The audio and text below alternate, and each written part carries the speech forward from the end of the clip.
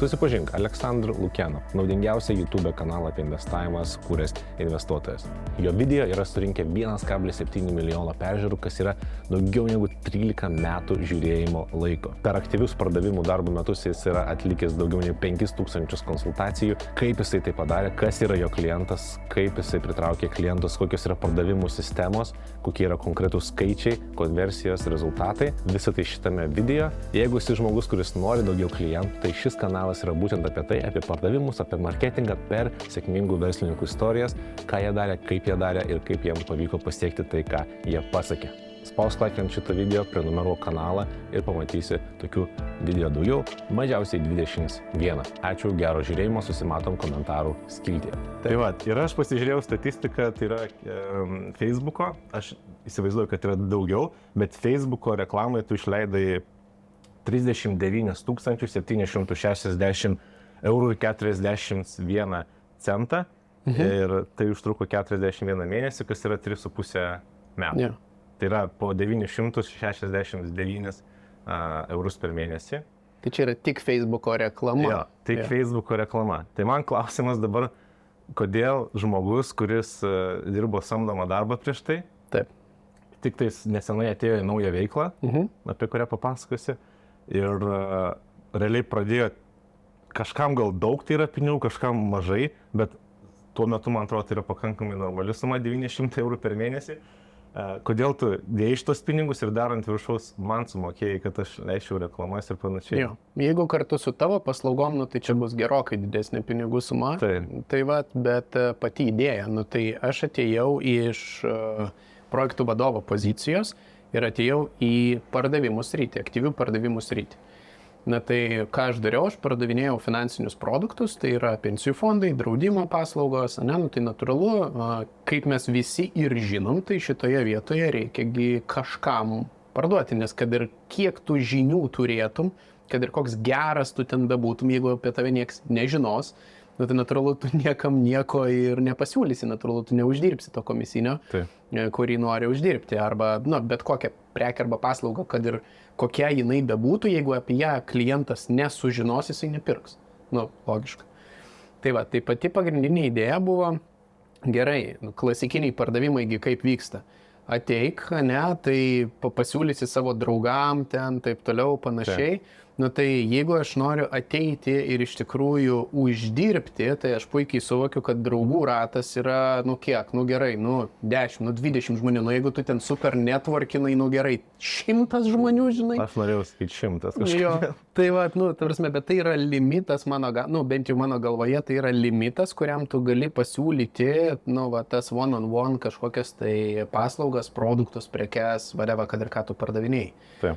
Tai mano pagrindinė idėja buvo nepardavinėti savo artimam ratui, bet geriau siūlyti prekes ir paslaugas tiesiog rinkai, nes tokiu atveju mano šansai, pirmas dalykas, parduoti yra didesni, mano auditorija yra ne 100 žmonių, o bent jau 100 000 žmonių dirbančiųjų.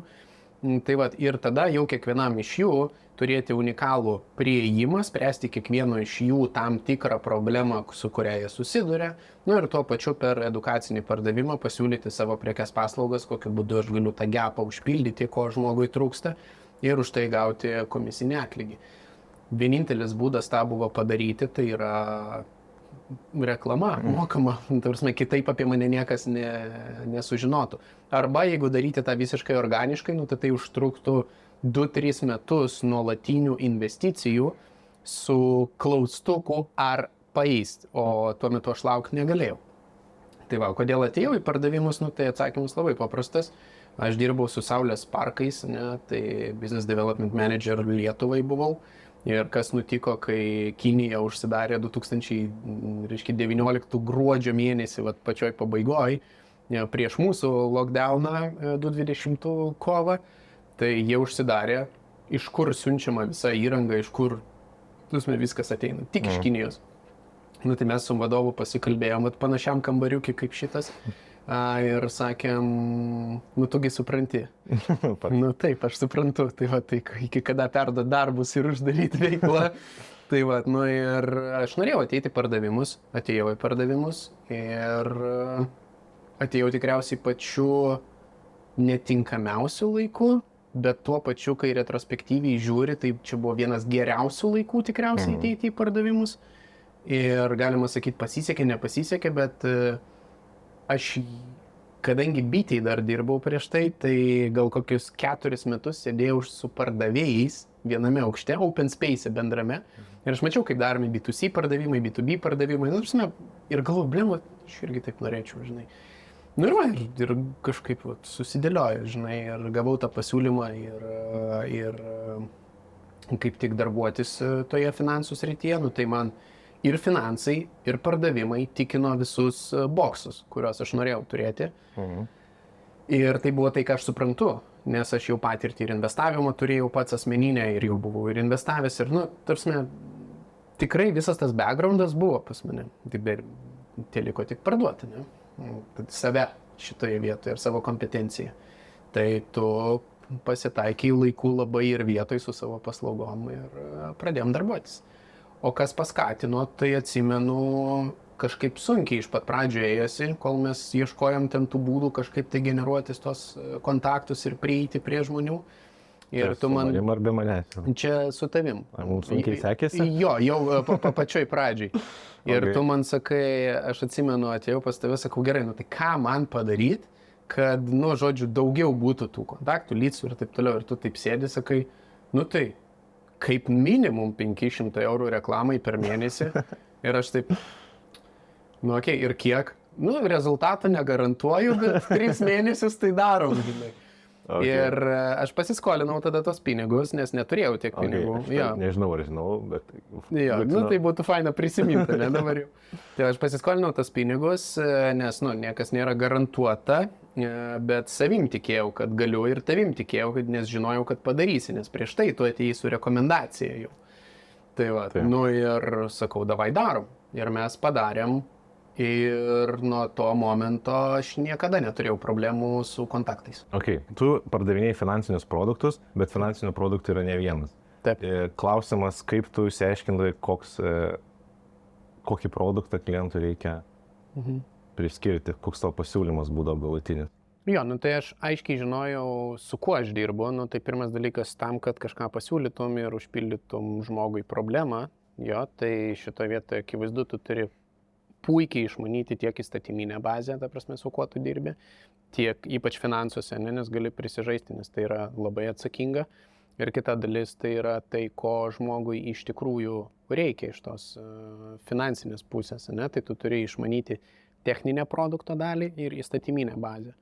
Tai va, tada tu gali pasiūlyti geriausią scenarijų žmogui, mano galva, ir išspausti jam iš to produkto konkrečiai maksimumą pagal jo konkrečiai unikalius, unikalią tą finansinę situaciją. Nes kad ir kaip pasižiūrėsim, pas visus panašu, taip, finansai, ypač jeigu tai yra klasikinė, ten šeima, vaikai, būsto kreditai, taip toliau, bet idėja yra labai paprasta, kad pas daugumą viskas panašu, bet tuo pačiu 99 procentai skiriasi. Tai va, tai ten gali daryti, tarkim, netgi įmokas 52 eurai, o kodėl ne 54, o kodėl ne 73, o kodėl ne 100 eurų galbūt, ne, per mėnesį ir panašiai. Tai va, tai idėja, kaip išsiaiškindavau, tai per tiesiog paprastą klausinėjimą žmogaus, nu tai ko tau, kaip atrodo tavo finansinė situacija dabar, ką tu darai dabar gerai, kas tau nepatinka, ko tu norėtum ateityje, kaip tu norėtum, kad būtų, nu tai tu išsiaiškini dabartinę situaciją, tu išsiaiškini, kaip žmogus norėtų, kad pas jį atrodytų visa finansinė situacija. Ir tik tada, kai tu padarai šitos 2 dalykus, ne ta vadinama gap analizė, tai tik tada tu matai, ar tu gali su savo kompetencijom ir produktais užpildyti tą gapą. Nes pavyzdžiui, pas mane statistiškai aš 7 iš 10 žmonių realiai negalėdavau užpildyti gapo su produktu. Aš galėdavau užpildyti su kompetencija, su kažkokiais efektyvesniais patarimais, bet pats finansinis produktas jiem nebūtų išsprendęs situacijos. Tai natūralu, nu, nėra tolko pardavinėti tam žmogui tą produktą, jeigu tu matai, kad jam netinka. Tai tu jį nukreipi tada į kitur, pas kitus kolegas specialistus, tu nukreipi jį į edukacinius video, tu nukreipi jį į kitas platformas. Nu, ta prasme, tu tiesiog jam duodi tą nukreipimą, kur jis toliau gali eiti, edukuotis ir kur jam padės, išsispręsti jo tas problemas. O tie 3 iš 10, kurie likdavo, su manimi toliau keliaudavo per procesą, tai natūralu mes tada jau ir išsiaiškindavom dar giliau, kaip aš galiu nuvesti tą žmogų, ar jis gali leisti savo finansiškai įsigyti tą produktą, čia irgi labai svarbu, ar tai nesukurs jam daugiau problemų, bandai spręsti vieną problemą, o iš tikrųjų užtrauki kitą, problemą. Tai ar tai nekenkia žmogui, finansiškai, nes tu gali turėti labai gerą intenciją, bet finansiškai gali pakenkti. Tai gap analizė, ką tu darai šiandien, kaip atrodo tavo situacija ir kaip tu norėtum, kad būtų, ir tada žiūri, ar tu užpildai tą gapą.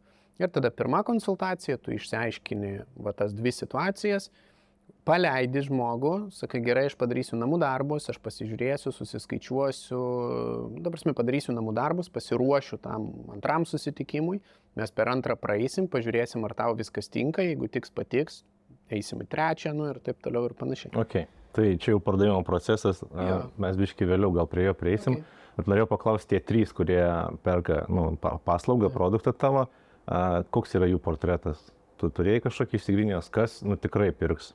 Nes 7, sakei, nelabai. Jo, dažniausiai tu matai, kad tai yra arba vyriškis, kuriam yra tarp 27 kažkur ir 45 tame rėžyje, kuris turi šeimą ir kuris yra pagrindinis pajamų gavėjas ir kuris turi įsipareigojimų. O ką jie sako, kokia jų motyvacija pagrindinė? Pagrindinė motyvacija yra labai paprastai. Kadangi dirbau su draudimu, tai tu draudi pajamas, bet ne išlaidas dažniausiai. Jeigu žmogus yra pajamų generatorius šeimoje apskritai ir nuo jo priklauso žmonos 2 vaikų gerovė, nes žmona nedirba, motinystės atostogas, yra 2 vaikai ir taip toliau, tai natūralu, tu nori valdyti riziką.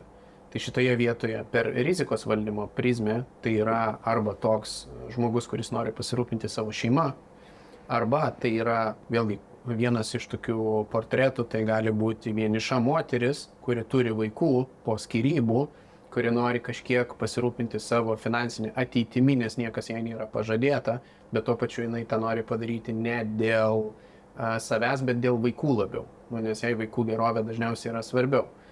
Tai šitoje vietoje jai dažniausiai reikėdavo tos tokios, kad ir minimalios, bet apsaugos, užtikrinimo, kad ateityje aš kažką turėsiu, aš atsidėsiu, investuosiu dalį pinigų, plus save kažkiek apsaugosiu, tai savo pajamas apsidrausiu, jeigu reikės. Ir tuo pačiu, sakykime, pasirūpinsiu vaikais netiesiogiai, nes jeigu jai kažkas nutinka, vaikai be jos negali. Tai šitoje vietoje tokie 2, sakykime, vyriškos, moteriškos lyties portretai šitoje vietoje. Ir yra tada jau kiti, kurie tokie mažiau perkantis, bet dažniausiai vėlgi jaunuoliai, kurie tiesiog nori pasirūpinti savimi čia ir dabar ir šiandien, kol yra jauni, sveiki, užsifiksuoti viską, kol yra pigu belekiek. Tai užsifiksuoti viską šiandien, iki ten laimingos pabaigos, kad niekas neklausinėtų apie sveikatą daugiau gyvenime. Ir po truputį pradėti akumuliuoti tą kapitalą, nes dėl investavimo dalies tai mes žinom, kad geriausias laikas buvo vakar, kitas yra šiandien, o ten kitas geresnio nebus negu šiandien tikriausiai. Yeah. Tai tokie 3, sakykime, klasikiniai portretai, kurių netgi kartais būdavo, kad lauki. Tu lauki susitikimo, kodėl? Dėl to, kad tu žinai, kad tu turi kompetencijos ir tu jau sprendai ne vieną kartą tas problemas ir tu jau žinai konkrečiai, netgi kai žmogus pasakoja, tai tu žinai, kokias frazės kartais naudos jisai. Tarsi jau iki tiek buvo, kadangi aš pradėjau virš 5000 konsultacijų. Tai. Okay. Gerai. Tu gauni tuos savo norimus klientus.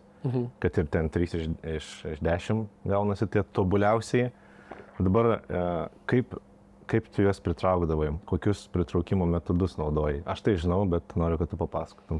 Tai pirmas dalykas, kas buvo labai svarbu, tai kad edukuotųsi klientas, tai yra seminarai. Apskritai tas pardavimas pas mus buvo per edukaciją.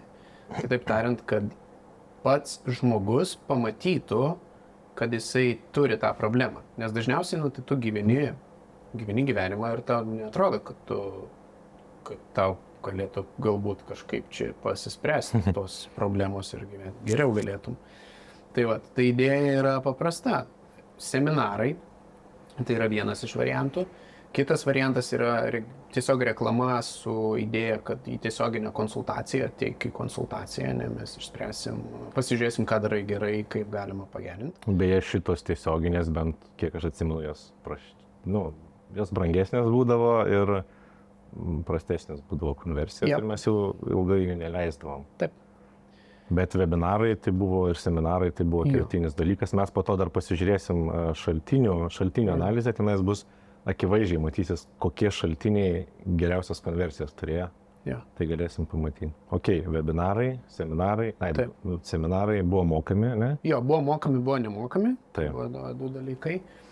Ir dar vienas, nu, tai yra po to prasidėjęs YouTube kanalas vėliau, kuris irgi turėjo vieną geriausių konversijų apskritai. Ta prasme, nes žmonės tiesiog susipažindavo su tavimi, matydavo, kad tu jau tęstinį laiką tą darai, kad nu, ne šiaip sam kažkoks ten. Ir valiau. Tai va, tai čia sakyčiau šitie 3. Ne viskas čia veikia, man atrodo, iki galo, gal tavo atjungtas ten, nes čia 0 rodo polisų, bet jo. Čia, vat, man atrodo, matosi štai didžiausios konversijos buvo iš mokamo seminaro, 100%, žodžiu. Tai yra investavimas, nuo ko pradėti. Kaip tu manai? Why? Kodėl? Kodėl? Pirmas dalykas, seminaras buvo mokamas. Obvious.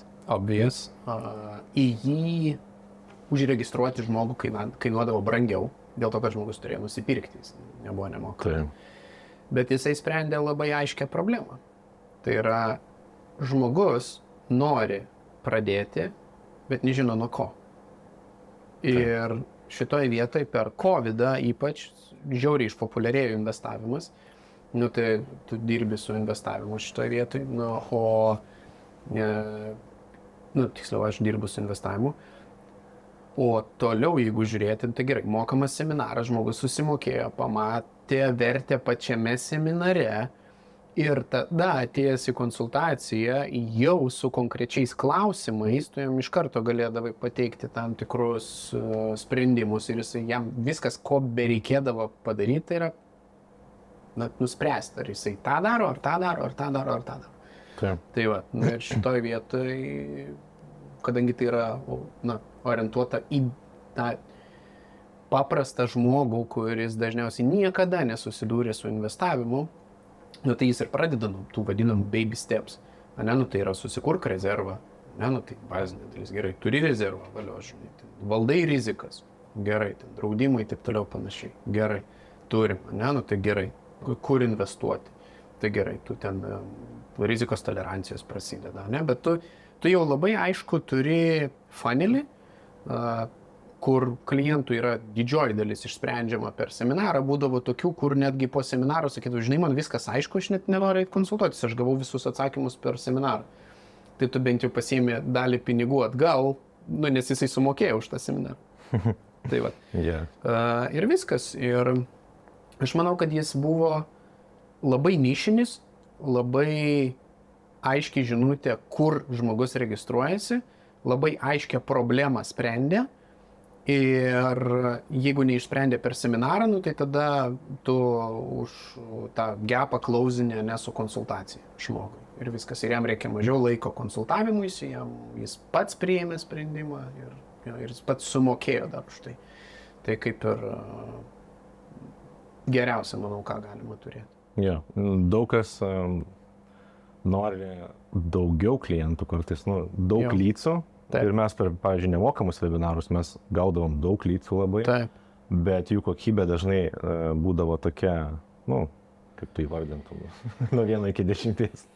Nuo 1 iki 10. Nuo 10 iki 10. Kokių 3-4 kažkas. 3-4, bet realiai iš jų vis tiek pirkdavo ir labai daug parduodavom, nes būdavo didžiulis, milžiniškas kiekis. Taip, tu turi tiesiog pūlą didžiulį. Aš nesenai žiūrėjau CRM, Bitrixą, tai man atrodo per mūsų čia karjerą visą apie 30 tūkstančių, 36 tūkstančiai lydsų buvo sugeneruota. Jo. Ir tu įsivaizduoji, kad jiems visiems buvo praskambinta. Taip, jiems visiems buvo praskambinta. Tai mintis, kad jeigu norite mažiau laiko sugaišti ir didesnių konversijų, tai nebijoti pasiaurinti labai savo lead magneto, tai yra seminaro, webinaro, PDF ar dar kažkokio tai dalyko, kurio jūs pritraukit, arba netgi pasiūlymo, kuris skirtas, pavyzdžiui, labai nišiškai, ten, tarkim, dividendinis investavimas yra labai konkretu ir siaura. Tai gal klientų neturėsi dafiga, daug, atsiprašau, lydsų, bet turėsi labai konkrečius ir jie mokės po 400 ten dar tūkstančius eurų.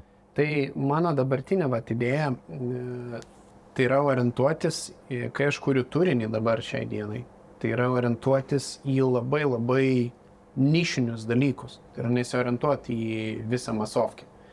Nes tu padarai masovkį, gerai, tu turi ten kelis bendrinius tokius dalykus, bet jie bendriniai edukuojantis. Dažniausiai žmonės ieško konkrečių problemų sprendimo. Ir man labai patiko, kad geriau būti, žinai, ta didžiausia žuvim akvariume, negu, sakykime, ten ryklių vandenyne. Nes didžiausia žuvis akvariume, tu ir tave pažįsta kaip super gerą tam tikros nišos specialistą, kuris yra highly paid, kuris yra, sprendžiantis problemas ir pas kurį rekomenduoja jau ateiti. Tai tu esi didžiausia žuvis akvariume. Nes akvariumas nėra toks labai didelis. Bet jeigu tu esi vienas iš ryklių vandenyne, klausimas, ar tave suras, žinai, klausimas, ar tu tuose vandenyse bent jau plaukėjai, vėlgi, tai man labai tas patiko palyginimas, kad nišoje geriau būti tą didžiausią žuvimi kažkur, žinai, negu kad tuo rykliu. Geras palyginimas. Tai mes generavom klientus, leidom reklamą, tada į seminarus, webinarus, tada tu juos konsultuoji, ne? Taip. Čia aš šiek tiek turiu įsivaizdavimo ir atsiminimų, bet pats pardavimas, jau kai klientas ir sėdi face to face su tavim, online arba gyvai, kaip visas procesas, ar tu gali papasakoti procesą, tai turiu minty, 1 kon, 2 kon, ten dar kažkokie niuansai tenais turbūt. Tai kaip ir video pradžioj minėjau, tai pirma konsultacija, gapas dažniausiai tu išsiaiškini poreikį, pasižiūri, kaip tu gali užpildyti to žmogaus poreikį, jeigu gali. Antra konsultacija, tu jai ruošiesi jau, nes kartais būdavo, kad po pirmos tu jau pasakai, aš jau po pirmos pasakydavau, sorry, aš tau nepadėsiu, eik tenai, nes matau, kad aš neužpildysiu poreikio, tai kam man gaišti savo laiko, klientą laiką ir, eiti į nulinę konversiją šitą vietą. Taip. Kai kurie tą daro, aš nežinau kodėl, jie gal bijo pasakyti klientui, kad sorry, negaliu padėti, bet tai yra, mano galva, daug pagarbiau žmogaus atžvilgių, negu kad tempti jį į antrinę, tretinę ir taip pat, tai va.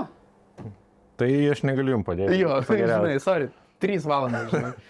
Tai va, būdavo tokių, kur tu per 20 minučių išsiaiškini apskritai jo viziją ir sakai, sorry, mums nepakeliu ir tu per 20 minučių kilini procesą. Bet tu iš karto toks buvai šustras, ar turėjai tą sindromą irgi padedančią, kai tempdavai šiek tiek ilgiau, nes, nežinau, norėjai. Aš jį tempdavau tada, kai man trūko lydsų.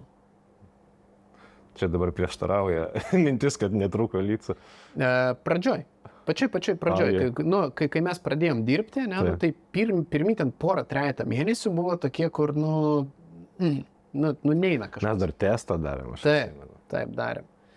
Tai va, bet čia buvo po to. Pirmas buvo 6 sąskaitų seminaras, kurį mes padarėme. Legendarinis. Gal, man atrodo, tas tinklapis jau atjungtas, gal rasim parodyti. Bet idėja pati buvo, reiškia, kai tau trūksta kažkiek, tai tu bandai tempti su viltimi, kad gal visgi paeis ir čia kažkas gausis ir aš užpildysiu savo kalendorių ir aš nebūsiu toks beviltiškas, be kontaktų, žinai. Vadovas džiaugsis, matysis, kad aš susijėmęs. Jo. Darbas dėl darbo. Taip. Tai tu realiai imituoji darbą vietoj to, kad iš tikrųjų nukilintum ir produktyviai skirtum laiko tam pačiam reklamos teksto surašymui, tam pačiam dar vienam seminarui, webinarui galbūt. tam pačiam kokybiškesnio lyco pritraukimui. Ir kaip tu sakai, pagal naglumą, nu tai taip, jisai auga proporciškai tam, kai tu, pavyzdžiui, pas mane būdavo tokių momentų, kai patekti į konsultaciją pas mane buvo galima tik po, ant 3 savaitės. Tai reiškia, 2 savaitės nebuvo laisvos vietos, nei vienoj dienoj, išskaitant šeštadienį, tarsi, kad nepatektų į konsultaciją. Tai kai tu matai tokį srautą, ką tu bandai daryti, tu bandai efektyvinti jau savo konversiją, nes gerai, mes išmokom generuoti, mes akivaizdu, kad pritraukiam. Dabar eina sekantis klausimas, o ką mes pritraukiam? Nes jeigu aš sėdžiu ir gaištu laiką ir, tai niekam nuo to negeriau, nes aš nekonvertuoju, aš ištaškiau babkės, aš pasiėmiau žmonių laiką, iš jų. Ir aš negaliu išspręsti jiem problemos, vadinasi, aš dirbu su netikslinga auditorija. Ir tada prasideda tas dalykas, kur tu labai stengiasi save pozicionuoti tam tikrose nišose ekspertinių lygių. Ir sakai, gerai, jeigu ten, sakykime, yra būsto kreditas, valio, aš galiu padėti. Jeigu ten yra investavimo dalis, aš galiu padėti. Jeigu tai yra investavimas į NT, aš negaliu padėti, nes aš galiu padėti tik su akcijom ir fondais. Nes investavimas investavimui nelygų. Ir tada jau tu jau net investavimą segmentuoji, nes investavimas į NT, ne, investavimas į fondus, taip, ta prasme, investavimas į akcijas, taip, investavimas į kripto, taip, sutelktinis finansavimas, pavyzdžiui, žinai, kai pats nelabai naudojau, tai šitoje vietoje tu jau tada labai rūšiuoji ir kuo labiau tu rūšiuoji, tuo labiau tu efektyvini patį procesą. Ir tuo tikslesnis klientas pas tave ateina ir tuo labiau tu pats tą vertę jauti ir kitiem klientam gali pasakyti ne. Nes tu žinai, kad laukia kitas, kuriam reikia eilėje. Žinai, man labai būdavo juokinga, kai sakė, o jūs čia konsultantai nesurinkat visą kitą. Pas mane buvo eilė 2 savaičių į priekį. Ir nemeluoju, ten kalendoriaus skrynus galėčiau susirasti, kur fully booked nuo 9 iki 10 vakaro, kiekvieną dieną su tik tai pietų pertrauka. Viskas. Dabar čia galėsiu įmontuoti tą video, aš turiu video, kur tu naktį dirbi, ten kažkur naudojus telefonu per langą, per stiklą nufilmavęs. Ja, tai čia, kad nemeluoja žmogus, nes aš mačiau savo akim, kaip jisai iki nakties dirba. Jo, buvo etapas mano gyvenime, kai aš ateidavau į ofisą 9, išeidavau 1-2 nakties. 9 ryto. Ir taip kokie geri metai laiko.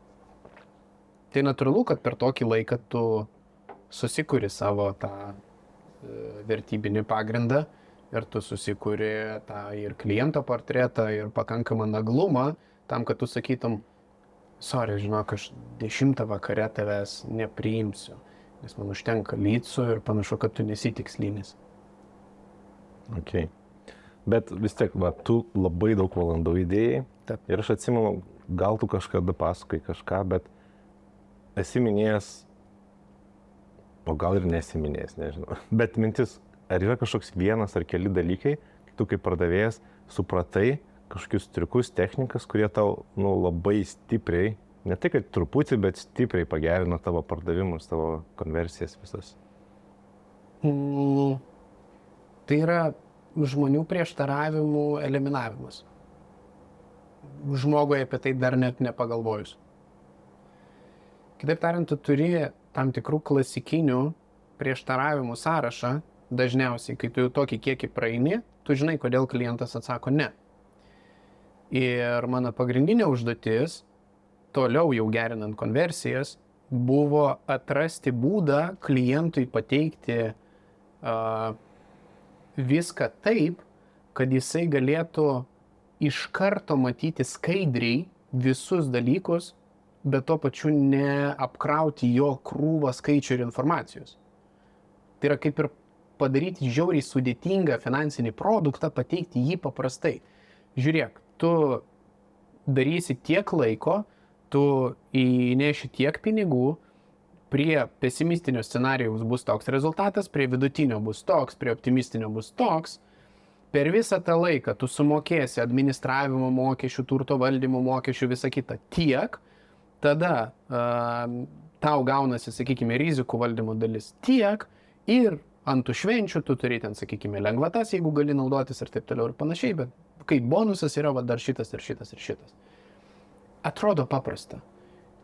Iki to pristatymo aš jau gal 1,5 metų, kad taip suefektyvinti jį. Dėl to aš ir sakiau, kad geras pardavėjas turi žinoti labai gerai savo produktą, techninį, ir mokėti jį išvartyti. Tarsi, jis yra labai kompleksinis ir sudėtingas ir tu turi jį pateikti ant servetėlės vieno brėžinio pavidalu. Tai va, jeigu tu gali 30 lapų pasiūlymą sutalpinti į servetėlę ir pateikti ir sakyti, žiūrėk, bet tu sakysi, kad tai brangus produktas, taip, jis yra brangus, žiūrėk, kiek tu sumokėsi. Ar yra geresnių produktų? Jo, pilna šalia, that's fine. Ką tu gauni čia, tai tu gauni tą, ko tu negauni čia, tu negauni to. Jeigu tau tinka, tai mes galime pradėti. Ir dabar įvertink mano pasiūlymą, kaip tu sakė, nuo 1 iki 10, aš padariau namų darbus, paskaičiavau, įvertink pasiūlymą nuo 1 iki 10, kiek gerai tai išpildo tavo problemų sprendimą. 7. Tai gerai, vadinasi, aš blogai padariau. Tai čia ne kliento kaltė, kad jisai 7 įvertino, ne? Tai yra mano problema, kad aš nesugebėjau pateikti. Tai gerai, ko trūksta iki 10? Akivaizdu trūksta info, akivaizdu galbūt per brangu, akivaizdu galbūt nepataikiau, neišpildžiau. Kur problema? Ir tada tu dirbi toliau su jau tik tai tuo likučiu 3 iš 10, nes 7 iš 10 tu išpildai. Tai tau liko 3 iš 10 išpildyti, ne? Kad būtų 10. Ir aš parduodavau dažniausiai visada paklausdamas, kiek tu vertini, tai aš visada parduodavau tik tai, kai žmogus pasakydavo 9, 10 arba pasakydavo darom. Nors kol nedainė iki 9, 10, tol aš net nepradėdavau kažkokių minčių apie užbaigimą, ten, žinai, ir panašiai. Tai va. Nes tu tiesiog dirbi su žmogaus vidiniais prieštaravimais, galbūt jisai neturi patirties arba turi neigiamą patirtį, galbūt jo draugai turi neigiamą patirtį, galbūt kažkas jam pasakė, kad tai yra šūdas ir neveikia. Ta prasme. Tai va, daug šitų dalykų ir kai tu turi sąrašą jau prieštaravimų visų, tų vidinių, išorinių trigerių žmogaus, su kuriais jisai pats susiduria, dar nežinodamas, kad jisai susiduria, tai tu juos pateiki jam, jisai jau pagalvoja, kad už mane prasprendė šitos klausimus, aš turėjau galbūt mintį užduoti tą klausimą, bet neuždaviau, nes gėda galbūt dar kažką. Ir tas žmogus tada ir tavimi daugiau pasitikė ir tu iš karto skaidriai rodai, kas ir kaip yra ir niekam nekyla klausimų po to, o kodėl čia taip, o kodėl čia šitas nuslėpė nuo manęs tą, žinai. Kaip būna, kai pardavė, o po to, Tai žodžiu, skaidrumas ir iš ankstinis prieštaravimų įveikimas dar neįvykus prieštaravimui arba įvykus dar tik tais žmogaus smegenyse. Jo, išreiškė abejonę čia, dar jos neišartikuliavo, o tu jau jam pasakei, kad tai bus. Tai jisai natūraliai tavim pasitikė. Šitoje vietoje, nes tu jam iškomunikavai jo baimę, apie kurią jis norėjo paklausti, bet galbūt susidrovėjo ar kažkas tokio. Tai idėja ir yra šitoje vietoje geras pardavėjas. Pirmas dalykas, jisai labai gerai turi išsiaiškinti kliento poreikį. Tai geras pardavėjas yra tas, kuris 8% laiko tyli, kai klientas šneka. Tada ruošia namų darbus be kliento. Tai yra ne prie kliento, kad nedaryti klientui spaudimo, nes aš nenorėčiau, pavyzdžiui, kad mano klientai sėdėtų šalia, kol aš ten pusvalandį sėdėčiau ir atitaikinėčiau ten po 1-2 eurus, žinai, ten, visus dalykus. Nes man kartais ir valandą užtrukdavo pasiruošti konsultacijai. Tai va, tai šitoje vietoje tu pasižiūri tiesiog, nes tu jau turi visus įrankius, tu tiesiog susivedi ir tu ant tiek dar žaidži ir spaudi iš to produkto maksimumą, kad tu užtrunki ten pusvalandį, valandą. Tu aiškiai žinai, šitos dalykus, bet vis tiek. Tai va, ir tada, kai tu ateini 100% pasiruošęs keliems scenarijam, tu žinai visus įmanomus jo galvoj prieštaravimus, kuriuos jisai gali išreikšti, tu visus įvardini, išsprendi, parodai, kokie galimi variantai, jeigu jis pradeda nuo tiek ir paklausi, kaip gerai aš padariau namų darbus, Nu, tai man būdavo taip, kad namų darbus tai padarei, žinai, ten 12 iš 10. Bet mano poreikį tai užpildo 6 iš 10. Ir aš taip tada, prastas pardavėjas, blogai išsiaiškinau poreikį. Nu, tarsi, ne klientas kaltas, aš kaltas, kad šitoje vietoje nepadariau. Ir buvo ir tokių fiasko, that's fine, visiems pasitaiko.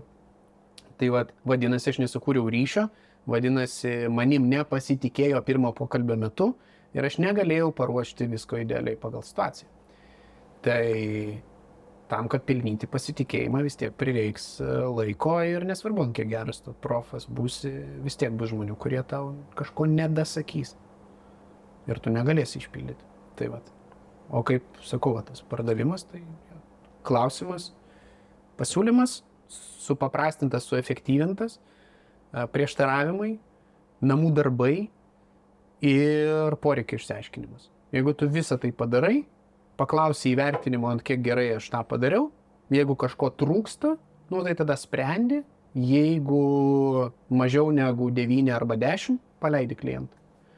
Nes net jeigu tu jam padarysi, finaliai jis vis tiek liks nelabai patenkintas ir tu su juo turėsi problemų ir tu nenori turėti probleminių klientų. Tu vienas dirbai kiek laiko vienas visiškai be komandos? 3 metus. Ir tada sugalvojai, kad reikia lipdyti komandą. Taip. Norėčiau paklausti, kodėl, bet neklausiu. Bet noriu paklausti, ką išmokai iš komandos turėjimo žmonių, kuriems nėra mokamas atlyginimas ir jiem neturi jie nėra įpareigoti sutarties nuo 8 iki 5 sėdėti. Ką, 1, 2, 3, 5 dalykus, nežinau. Pirmas dalykas, žmonių alkis labai skiriasi ir jeigu tu esi pardavimuose, tu privalai turėti alkį. Nes jeigu tu esi sotus, tai, žinai, sotus vilkas neina medžioti. Dažniausiai, ne? Ta prasme, tiesiog. Jis medžioja dėl to, kad jis nori valgyti šitoje vietoje. Tai jeigu tu esi sotus ir sėdi savo komforto zonai, tai aš sakyčiau pamiršk apie aktyvius pardavimus, nes vis tiek neseis. Antras dalykas, tai kad ne visi antiek yra pasinešę ant to viso efektyvumo, kliento poreikio išsiaiškinimo, skaidrumo ir taip toliau. Visi nori ateiti, padaryti kažkiek čia to darbelio ir gauti pinigėlio. Viskas. Tai yra blogiausia, kas gali nutikti apskritai, įtariu, pardavimuose. Nes tu tada nei santykio turi, nei produktas tada parenkamas tinkamai. Nu, tarsi, tai yra ir žiauriai daug buvo tokių konsultantų, kurie ateidavo ir aš praskypindavau ir aš net neimdavau į komandą po pokalbį, nes tiesiog tu neimi, nes tu matai, kad tu nenori su šituo žmogum dirbti. Ir jo, čia, nežinau, net alkės, o tas profesionalumo, noras turėti tą profesionalumą, tai jisai turėtų būti pas žmogų, kad jisai turėtų norėti būti profesionalas šitoj srityje. Per kiek laiko paaiškėja, kai ateina žmogus dirbti pardavimus, nesvarbu kokius, ar jisai bus gerai jam ar ne? Aš žinok, labai greitai, man atrodo, paaiškėja, nes ypač jeigu tu duodi namų darbų, tu duodi, tarkim, perskaityk ten knygą štai šitą per savaitę, pasidaryk, nežinau, namų darbus, prisijung prie sistemų, ten prie CRM, prie visų kitų. Ir pasimokyk ir atsiskaityk, sakykime, šitą temą ir šitą temą. Per savaitę. Nu, ta prasme, perskaityk ten 100 puslapių knygą vakarais per savaitę, that's fine. Perskaityti po 2-3 lapus bendrai paėmus, tos informacijos, kurią tu turi atsiskaityti kiekvienai temai ir prisijungti prie sistemų. Jeigu žmogus per savaitę to nepadaro, tai davai. Prasme, tu tikrai aš taigi nespardysiu į užpakalį, kad davai, daryk. Žinai, kai vištas bandai išmokinti skraidyti, žinai, ten ir meti į viršų, ir spardai, ten visą kitą, kaip neskrenda, taip neskrenda, ne? Nes tiesiog, vištinai neskraido. Tai šitoj vietoj mano galva reikia atsirinkti, žinai, tuos, su kuriais tu nori dirbti ir geriau dėti fokusą į tą vieną žmogų, kuris iš tikrųjų atėjo, sako, gerai, aš noriu, aš darysiu, aš tą darysiu, padėk man. Versus tai, kad ateina pas tave ten 4-5 žmonės, kurie, tai kur man rasti informaciją? Tai jau 3 kartą laišką siunčiau, žinai. Žodžiu, išbandyti. Žmonės duoti užduotis, jeigu jų neatlieka, tada viso gero, jeigu atlieka, labą dieną. Taip. Nu, tai jeigu atlieka, tai yra pirmas, bent jau, nu, tas, žinai, green lightas, kad važiuojam, žalia šviesa, važiuojam, žinai. Tai va, nes jeigu nepadaro, nu, tai ir nepadarys. Žinai. Tai čia klasika. Nu, nebent, nežinau, į laidotuvės išvažiavo, dar kažkas ten susirgo, ten, nu, žinai, būna visko, bet mes kalbam tiesiog apie normalų dalyką. Ir ką dar supratau, tai kad komandoje, nu tai tas, jeigu yra labai stiprus kažkoks pardavėjas, tai jisai dažniausiai gadina reikalus. Jį reikėtų išimti iš komandinių susitikimų, iš kažkur, ta prasme, apskritai. Kodėl? Čia tu buvai jaučiu. Jo. Nes visada orientuojamasi dažniausiai į rezultatą, nu, pagal tai, kad žiūrėk, Jonas padarė, Petras padarė, nu, tai ką jūs? Ir tada visa kita likusi komanda, normalių žmonių, jaučiasi labai prastai, nes tu turi tą super performerį, ne? Tai ir komandos efektyvumas matuojamas pagal silpniausią grandį. Tai reiškia, jeigu pas tave kažkur yra žmogus, kuris daro kažkaip tai nusilpnai, nu, tai tu turi visą savo procesą ir mokymosi procesą ir visus kitus procesus datempti, kad net pats silpniausias būtų, nu, plius minus sulyg vidurkiu. Nes stipriausias tai stipriausias, valio, stipriausiam tai net ten niekas jam tai nesvarbu, ta prasme, jis tiesiog eina daro ir jam reikia netrukdyti. Nesugadinti, kaip sakant. Jo, karts nuo karto pasikviest, pakelt ego, nes dažniausiai žmonės turi šitą savybę, ne, pagirti jį viešai, karts nuo karto. Tau keldavo ego? Man ne. Kodėl? Dėl to, kad ant 5 susitikimo tu supranti, kad, nu, okei, su kuo varžytis. Tu neturi su kuo varžytis. Žinai, tu vienas pats su savimi ir atotrūkis yra toks, kad tu, žinai, vienas kaverini 3-4 žmonės. Su kuo varžytis? Žinai, nu, net neturiu ką pasakyti šitoje vietoje. Tai vat, ir tu tada mokėjai, tai tu savo tyme, jeigu esi stipriausias, tai ką aš padariau, aš atsitraukiau nuo pardavimų tam, kad nebūtų šitos dalies ir aš visą savo kompetenciją skyriau komandos ugdymui, kur tu ieškai naujų kompetencijų savyje, kaip prieiti prie žmogaus, kaip su juo bendrauti, kaip pokalbius pravesti, kaip padėti jam pačiam per save perlipti jo vidinius kaip pardavėjo prieštaravimus galvoji eliminuoti. Tai vat, kad jisai neturėtų baimės pasakyti klientui, kad žiūrėk, tau kainuos tiek. Bet tu sumokėsi administravimo mokesčių per 20 metų, tu sumokėsi ten, žinai, 6 000. Daug? Kažkam daug, kažkam mažai, bet tai yra faktas. Nu, tu tiesiog sumokėsi, jeigu tu tą darysi, tu tiek sumokėsi.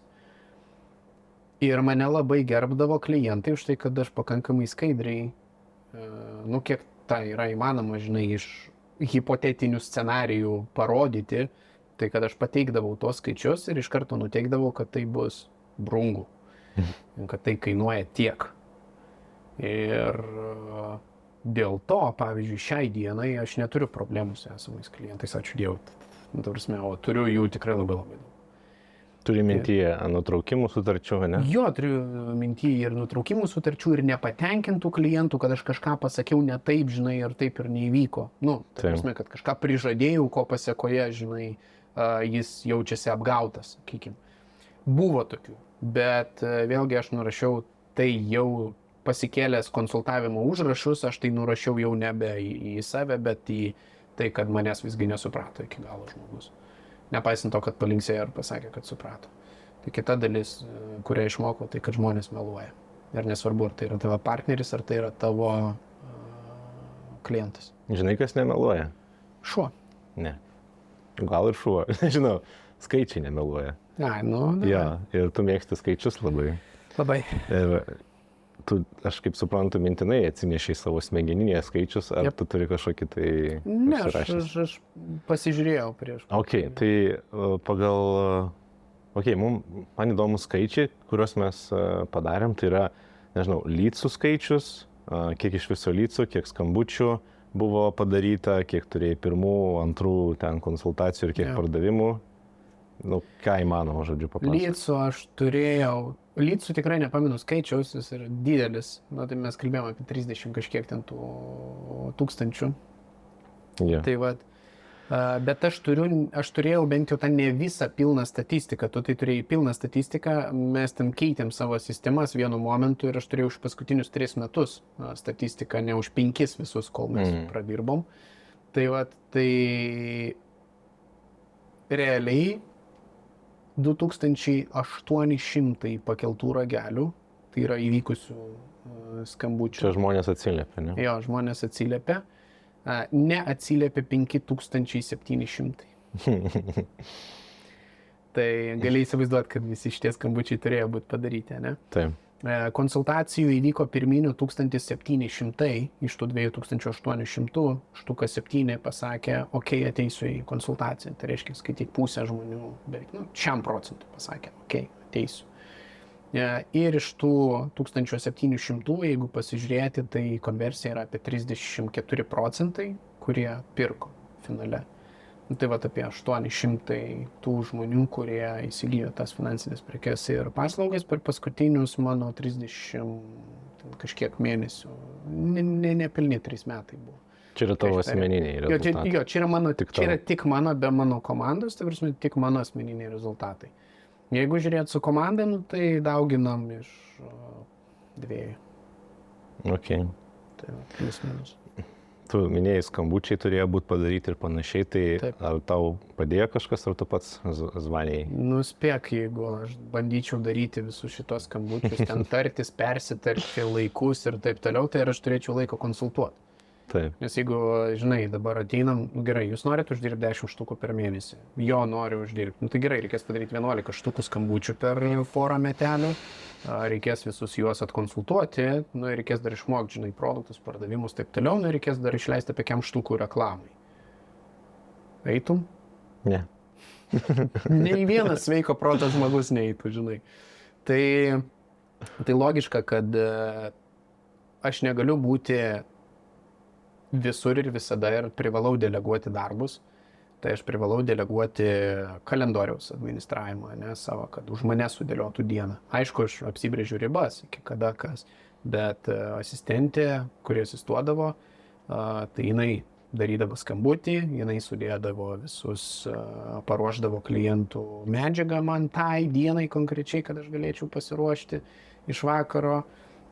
Visus sudėdavo klientų aprašymus, visą CRM pildydavo pilnai, tai va tu užsiimdavai pačią visą reklamos, ir lydų generavimu, tai realiai mano užduotis būdavo konsultuoti ir aš galėdavau susikoncentruoti į vieną dalyką, tai yra maksimali vertė kliento situacijos analizėje, šitoje vietoje išanalizavo situaciją, ir pasiūlymo pateikimas. Viskas, tai yra 2 mano esminiai dalykai kaip pardavėjo, nes aš turiu parduoti. Kad ir kaip ten blogai skambintų galbūt, ar kad ir kaip ten gerai skambintų ta pati asistentė, aš negaliu sureguliuoti. Aš žinau, kas pas mane tik tai ateina ir viskas. Tai va, bet kartu su mano kompetencija auga ir tavo kompetencija, nes tu žinai, kaip aš konsultuoju, ką aš darau ir kaip viskas vyksta. Toliau auga kompetencija ir tos pačios asistentės, nes jinai gali drąsiau filtruoti žmonės ir neprileisti prie manęs tam tikrų asmenų arba kaip tik praleisti ir kažkur galbūt labiau įkalbėti žmogų ateiti, nes šitam žmogui jinai jaučia, kad tarkime labiau reikia negu kitam ir pastumdyti tą kalendorių ir taip toliau. Tai šitoje vietoje tai realiai 3 žmonių tą komandą, tai yra lydų generatorius, pardavėjas ir techniniai darbai, ne? Tai išsiskirstė tą 3 žmonių komandą ir mes puikiai sudirbom. Yeah.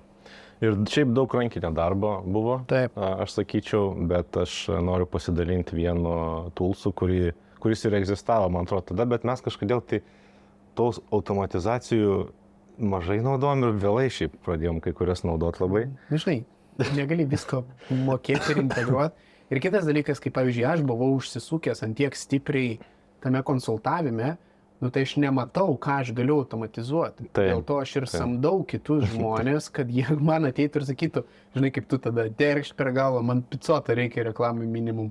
Nu, žinai, nu tai gerai, nu ir atsirado tas 500, o po to gavosi ir po 1500 mes leidom reklamas, ir po 2000 per mėnesį. Mes buvom pasiekę Facebook'e, kad mums į kreditą leistų apie 2000 pinigų išleisti ir nemokėtų už tai. Nu, tai taip.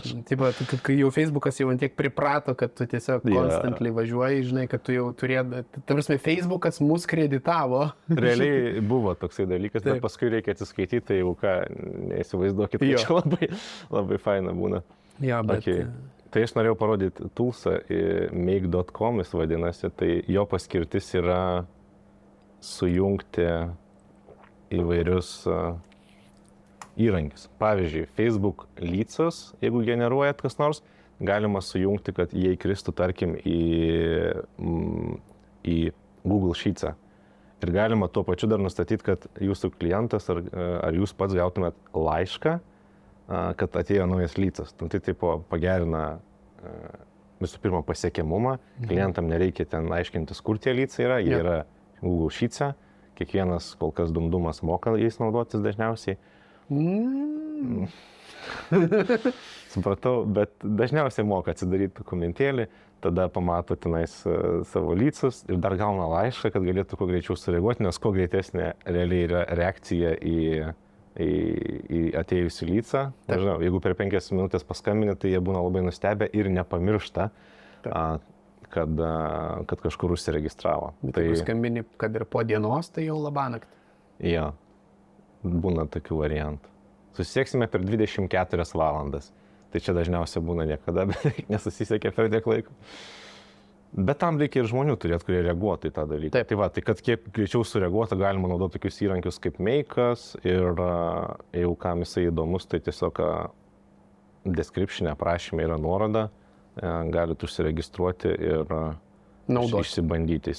Jisai kas yra faina, nekainuoja brangiai, galima nemokamai ten kelis dalykus naudoti ir galima dar gal už 10 eurų realiai pilnai užtenka ten kokį 20 klientų, netgi skirtingų kaip agentūrai mums aptarnauti, tai pigus ir geras dalykas. Tai daug įvairių scenarijų čia įmanoma su juo padaryti. Čia yra gyvenimo išsaugotojas šiaip, tas Make'as. Dabar jau, kodėl mes anksčiau nenaudojame? Bet dabar aš jau... Ten buvo problemų visokių su Bittrex atsiradimu. Okay. Nu, bet mintis, kad dabar jau taip nebedarom. Dabar kiek įmanoma viską automatizuojam. Tai logiška ir automatizacija iš tikrųjų žiauriai daug sutaupo laiko tiek procesavime tavo leads'o apdorojime, tiek pačiam leads'ui. Ta prasme, nes jisai gauna daug greitesnį reakciją, jisai gauna daug kokybiškesnį bendravimą, nu, čia jis nepasimeta, žinai, kažkur turėjau pasimestų. Bet dėl to rankinio dalyko. Tu, žinai, po pusės metų skambina, sako, Aleksandrai, mes ten tarėmės, žinai,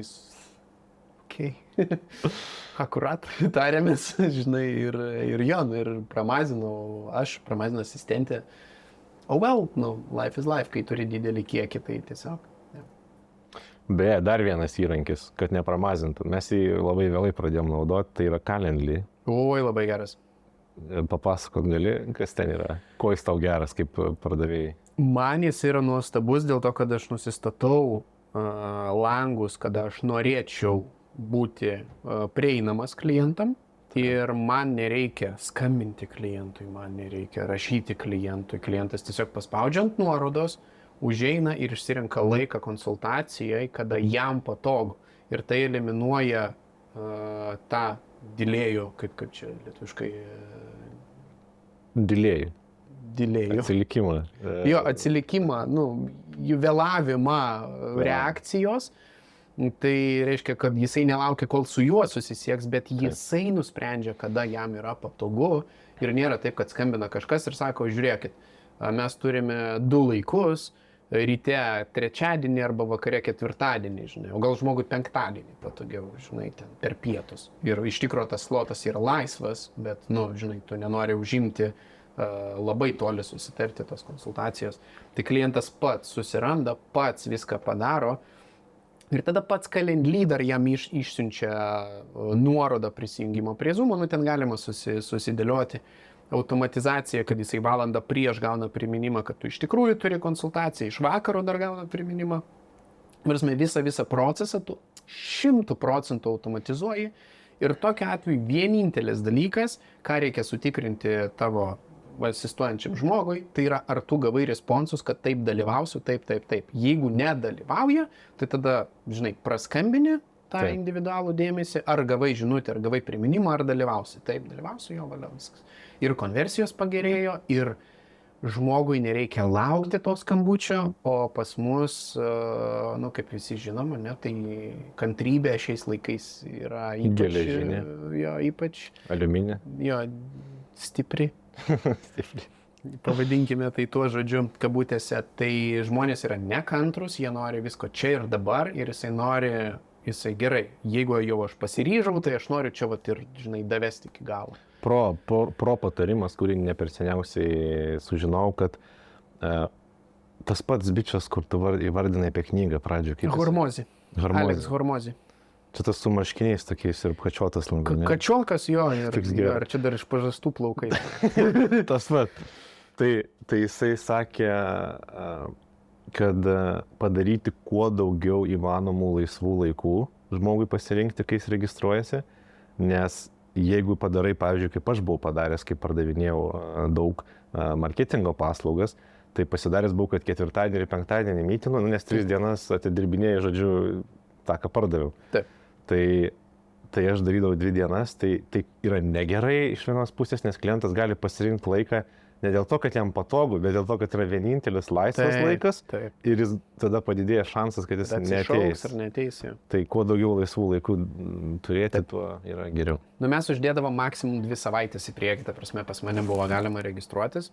Konversija tų, kur skambini, ir konversija tų, kur patys užsiregistruoja, drastiškai skiriasi, kur pats užsiregistruoja, praktiškai ten 7-8% atėjimas, ten, kur skambutis, tai 5%. Tai čia mintinai galiu pasakyti. Tai va. Tai Calendly yra nuostabus ir dar vienas dalykas, man atrodo, tu gali apmokestinti iš karto Calendly, kad jisai prieš registruojantis iš karto tau pinigus sumokėtų. Ir konsultacija kainuoja, sakykime, net kaip pavyzdys, nežinau. Nu, aš tai nedarydavau šito, kad sumokėtų, nes nemokamos konsultacijos, nes tu negalėdavai parduodant produktą, nu, tu negali teisiškai apmokestinti kliento 2 kartus. Tai va, tai šitoje vietoje, kas yra svarbu, tai kad jeigu jūs norit monetizuoti savo laiką ir jūsų teisinė bazė leidžia jums pasiimti, sakykime, tos pinigus už tą konsultavimą arba, nežinau, už tą laiką su jumis, na tai jūs iš karto galite nusistatyti kainininką ir klientas tada jau, tarsi tas, kuris jau susimokės iš karto in advance, nu tai šansai, kad jisai atsišauks, yra minimalus. Tai, jo, kas nori Calendly, tai tiesiog ir nežino, tai turbūt aprašymė irgi yra nuoroda. Calendly, jo, galite užsiregistruoti, pasibandyti. Yra šiaip nemokama versija, yra mokama, bet mokama turėsit ir SMS-us, ir e-mailų priminimus, žodžiu, pilną paketą, ir tai viso labo per metus kainuoja gal $140. Nepamenu, bet tarsi paskesdavo ten prie sąskaitų. Mažai paskesdavo, net Aleksandros sąskaitose. Ant kiek yra pigus reikalas. Bet tu buvai paskendęs ir prieš 3 metus turbūt irgi gerokai, nes kai įvesdavo į Google tavo vardą pavardę, tai pirmoje vietoje būdavo baleto šokėjas. Tai tu Aleksandras Lukjanov yra baleto šokėjas ir kai įvesdavo į Google, tai būdavo vos ne pirmas rezultatas Wikipedijos. Dabar realiai aš padariau screenshotus, dabar įvedusi Aleksandrą yra jo puslapis, yra YouTube'as, yra Capital NT, yra, žodžiu, daug nuotraukų gražių, vat matau, kurios darytas, irgi man patinka jas labai. Taip, ir jos iki šiol man... fotosesija. Jo, ir gal įdėsiu kokių ten durnesnių nuotraukų, kurias mes ten padarėm. Bet šuolis nuo Jo, 1000. tu šiek tiek... Ką tu darei, kai nebuvai dar pakankamai ieškomas ir žinomas, kad žmonės tavim pasitikėtų? Nes, mes leidom reklamą, žmogus ateina, jis mato pirmą kartą tave. Taip. Tai vieną dalyką aš jau iš pokalbio įsinešiau, kad tu atvirai visą pasakodavai. Taip. Ar čia yra vienintelis dalykas, ar dar kažkokių turėjai? Kai manęs paklausdavo, kiek laiko tu esi veikloje, aš nemeluodavau. Tai būdavo vienas svarbiausių dalykų, nes žmonės jaučia, jeigu jūs meluojat, tarsi čia faktas, negalima draudžiama jokiais būdais meluoti ar kažkaip nuslėpti informacijos. Žmonės jaučia tą ir žmonės jaučia neužtikrintumą, mini pauzę, kai tu galvoji, ką atsakyti, žinai, bet kai tavęs paklausia, kiek laiko tu veikloje ir tu sakai 3 mėnesiai, žinai, tas irgi surezonuoja, kad tu iš karto šauni, žinai, nebijodamas pasakyti, nes tu nebijai. Kodėl tai yra svarbu klientui, nes ypač kalbant apie finansus, ypač kalbant apie investavimą, visi puikiai suvokia, kad nesvarbu ar 3 mėnesiai ar 3 metai, investavime per 3 metus įspūdingų rezultatų vis tiek tu nepasieksi. Tai yra tiesiog, mes kalbam apie 20 metų, 30 metų. Tai ar 3 mėnesiai, ar 2 metai, ar 3 metai, koks skirtumas. Tai aš visaip kaip neslėpdavau šitų dalykų, bet ką aš padariau, tai aš sekdavau savo valandas, kiek valandų aš skyriau mokymam, konsultavimui ir visiems šitiem dalykam. Ir aš tada įvardindavau valandomis. Tu žiūrėkit, per šitą valandą, sakykime, praleistą su manimi, tai jūs gaunat visų prieš tai ten 600 valandų patirtį. Vis tiek 600 valandų yra daug, palyginti. Skamba daug. Jo. Tai nors iš tikrųjų, jeigu tu pasimsi, žinai, audio knygas, kurias tu klausai, žinai, 1,5 karto greičio, kaip pavyzdys, jeigu tu pasimsi kursus, mokymus, visus, kuriuos tu praėjai, iš kurios susimokėjai, tai nebus kažkoks super duper milžiniškas dalykas ant starto, bet mano galva, kiekvienas turėtų prieš eidamas pardavinėti, vėlgi, savo prekės paslaugos kažko, turėti tą track recordą kažkokį, kur tu gali naudoti, pasakydamas, kad žiūrėk, aš skyriau 500 valandų, 1000 valandų šitai temai, tai kaip tu manai, koks yra mano tas pasikaustimo lygis, palyginti su tuo žmogum, kuris niekada neskyrė laiko šitam dalykui. Tai tikriausiai 1000 kartų didesnis bus. Tai jeigu nedaugiau. Tai neslėpdavau, tai čia pirmas dalykas. Antras dalykas, LinkedIn'e susivedžiau, nes per LinkedIn'ą labai daug googlindavo mane. Tai aš LinkedIn'ą susitvarkiau iš karto ir ten yra galimybė pažymėti, kada tu pradėjai veiklą. Tai aš tą buvau susižymėjęs iš karto. Ir to neslėpiau ir specialiai sąmoningai tą padariau tam, kad negalėčiau klientui pasakyti kitaip, nes tu žinai, kad jeigu susives ir patikrins jau viskas, tai tu esi priverstas pasakyti tiesą. Ir ką aš dariau, tai kitas momentas, tas ekspertiškumo bildinimas, tai yra, tai tavo svetainė, mes ją padarėm, tai yra tavo minčių pasidalinimas viešoje erdvėje, o tai kadangi tu į laikraščius kažkur nelendi, tai vienintelis būdas buvo YouTube'ą pradėti daryti. Taip. Ir mes pradėjom daryti YouTube'ą tam, kad pamatytume, ant kiek protingai arba ne šneka šitas žmogus. Ok, dabar galim pasižiūrėti, kaip atvaja tavo pirmas video su tavo veido YouTube'ai. Aš atsisukau, aš norėčiau atmatyti šitą dalyką. Aišku, reklama dabar dar yra tokia ypatinga. Jo. Aš peržiūrėjau jį. Peržiūrėjai visą? Mes paleisim žmonėms. Dėja taip. Dėja peržiūrėjau. Ir žinai, 3600 žmonių pamatė šitą. Tai prieš 2 metus darytas videos. Jo, jis dabar rašo prieš 2 metus, bet dėkui už info, labai faina, labas, o kaip bus su mokesčiais. Ir kažkam tai patiko. Tarsi, 119 žmonių tai patiko. Leis pažiūrėti. Labas. Šiandienos tema - investavimas į fondą. Aš čia užkimęs biškitas jautės. Aš po visos dienos konsultavimo. Būtent šitas yra irgi įdomus, kad tu visą laiką turėjai jėgos, žodžiu, atidirba ir dar darbas po darbo būna papildoma. Nu, tai taip. Nu gerai, dabar palyginimui įmesiu tiesiog. Baidenas pagaliau pasitraukė šį. Įmesiu naujausią, vieną naujesnių video, ne naujausias, bet... Joe Bidenas pagaliau pasitraukė iš rinkiminės kampanijos, tik tai klausimas, ar jam dar apie tai pranešė. Juokauju. Toliau, palūkanos centrinio banko turėtų. Nu, didelis skirtumas. Ir aš atsimenu, tie visi video pirmie, tai yra mano montuotė ir aš užtrukdavau montažą 20 minučių.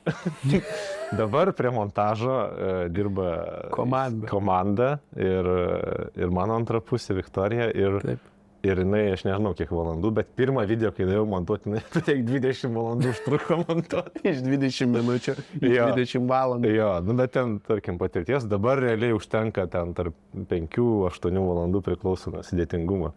Tai, vat, norint tą kokybę išgauti, tai nuo 20 minučių, vat, montažistai nuėjo iki ten 5-6-8 valandų. Atrodo, tavo rekordas buvo kažkiek valandų, 2 dienas montavai tą video. 2 dienas montavau.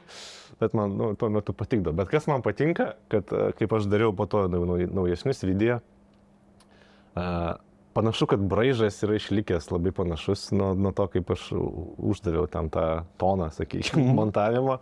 Tai man patinka, kad viskas panašiai yra išlikę, tik tais pagerinta kokybė yra ir patys video, tai man tos skriptus tau rašo kažkas dabar, ne? Ar tu pats? Researchą daro man, bet aš realiai iš 300, kiek čia dabar pas mane video yra uždėta, 200-300 video, kažkas tokio. Yeah. Tai iš tų 200-300 video aš su skriptu filmavau 2. Ir matėsi tie 2. Labai.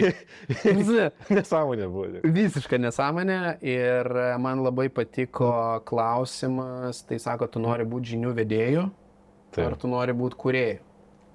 Tai šitoje vietoje, kadangi aš nenoriu būti žinių vedėjų, aš noriu būti kūrėjų, kuris atsisėda ir kalba ir pasakoja. Tai nes tai yra mano mintis, mano idėjos, tai aš geriau atsisėsiu ir 3 kartus perfilmuosiu tam tikrą video, negu kad aš kokias 6 valandas ar ten 7 valandas rašysiu skriptą ir po to kaip, kaip tą, žinai, televizijos orų mergaitė pranešinėsiu, žinai, kad šiandien čia ciklonas, anticiklonas ir panašiai. Labai matosi, labai gal reikia daug įgūdžio, bet ir, kad ir pažiūrės tą patį, kad ir Laisvės TV ten kokį nors, tu matai, kad ten skaito tuos visus dalykus, jie įgūdė, aišku, ženkliai labiau yra. Bet vis tiek, matosi, kad skaito. Matosi ir, aišku, kai kepi produkcijos tiek, tai tikėtina, kad tai padeda. Bet nepaisant to, kad mano video šiai dienai išeina kiekvieną dieną, aš neskriptinu video. Tai. Aš ir šitą įgūdį aš tikriausiai išlaikysiu ir tu nepriversi tikriausiai manęs daryti su skriptu. Aš nežinau, kas turi nutikti, kad tu priverstų mane skaityti skriptą. Visus video, kuriuos aš esu daręs, jie visi yra padaryti be skripto.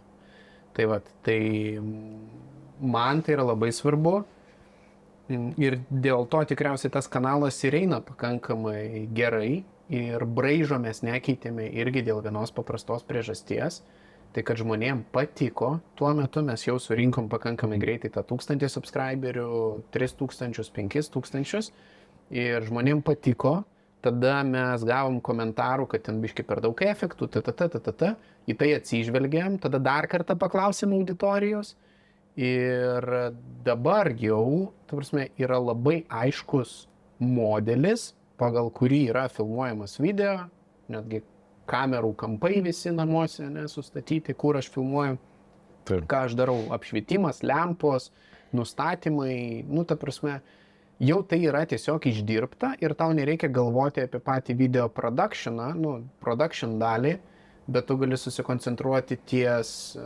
iš tikrųjų tą žinutę, kurią tu nori nunešti. Nes anksčiau tai mes, davai pastatom taip, davai čia padarom taip, davai kai tu procesini, tai tu padaryk taip, davai tu čia uždėk tą, žinai. Ir tu dalyvauji tame procese kūrimo, o dabar, kai tu turi labai aiškės gairės, kaip montuoti, ką daryti, kaip išsistatyti apšvietimo, į kurį device'ą įrašinėti garsą netgi, tai kaip tu jį įrašinėjai, kada tu jį paleidai ir taip toliau, tai tau viskas tu susitapinai, atėjai, tavo užduotis jau dabar koncentruotis ne į techninius kažkokius dalykus, o į, vėlgi, kaip ir sakiau, ne kaip su konsultavimu buvo asistavimas techniniai darbai, taip ir čia. Viską padarai, o visą kitą outsourcini. Tai tu esi tik tai tas, ekspertiškumo lygį turintis žmogus. Faktas, kad daug dalykų pasikeitė, kai pradėjai YouTube daryti. Taip. Bet kai tik pradėjai, gal tu atsimeni, po kiek laiko tau jis labai, labai padėjo. Nes aš visiems sakau, žiūrėkit, Aleksandras pradėjo daryti video ir dabar pas jį ateina žmonės ne klausti, ar man reiktų darytis, bet ateina su klausimu, kur pasirašyti arba kokį įrankį išsirinkti. Jo. Kada tas, ką daryti. Jo, ką daryti. Kur pirkti, žinai, ką nusipirkti. Nekvestionuoja tavo kompetencijas, nekvestionuoja produktų, nekvestionuoja nieką, tiesiog, kaip tu pasakysi, taip ir padarys. Kiek laiko užtruko? Teoriškai to galima naudotis, praktiškai aš nekonsultuoju, tai neikit pas mane. Tai, jo. Kiek laiko užtruko? Aš sakyčiau, pirmą tokį, žinai, stiprų impulsą pajutau po pusės metų tik tai, kai pradėjo labiau ateiti žmonės, bet tą kompetencijos nekvestionavimą aš pajutau tikriausiai, ypač su dideliais kapitalais, kur žmonės, tai aš pajutau tik tai po kokių, nesumeluosiu, 2 metų. Nuolatinio darbo. Tai tas po pusmečio tavo buvimas, tai tu turėjai tada, dabar ekrane rodau 584 subscriberius. Apytiksliai. Ir tai pastumėjo mane tęsti YouTube. Nes aš sakiau, jeigu po pusės metų nematau jokio rezultato, tai ko čiort man čia, žinai, kažką daryti. Tai aš norėjau dar peržvelgti iš tikrųjų, kiek laiko užtruko pasiekti pirmą 1000 prenumeratorių.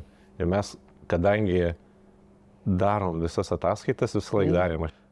Ir kada, pavyzdžiui, atėjo pirmas 1000 subscriberių, tai realiai užtruko, jeigu neklystu, 9 mėnesius. Apytiksliai. Ne čia 1200 yra, bet maždaug 8-9 mėnesiai.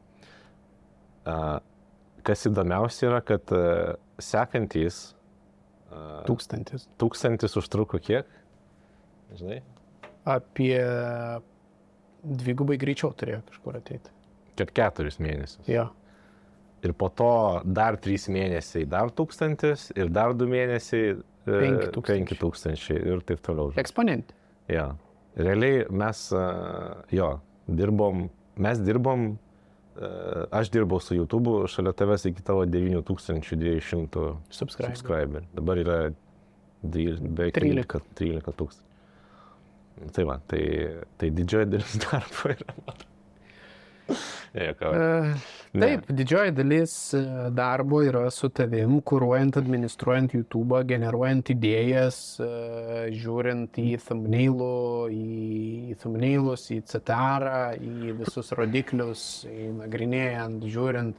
Vėlgi, tu man kiek video įsimetęs apie patį tą kontento kūrimą, kaip jį kurti, ką daryti geriau, ką aš galiu paefektyvinti, kaip aš galiu padaryti intro, kaip aš galiu padaryti outro, apie ką kalbėti, kokie, nes tai yra menas, ne menas, tai yra didžiulis darbas, atrodo, atsisėdai prieš kamerą, pizdėlinai, žinai, ir viskas, pakalbėjai prieš kamerą ir viskas, žinai, bet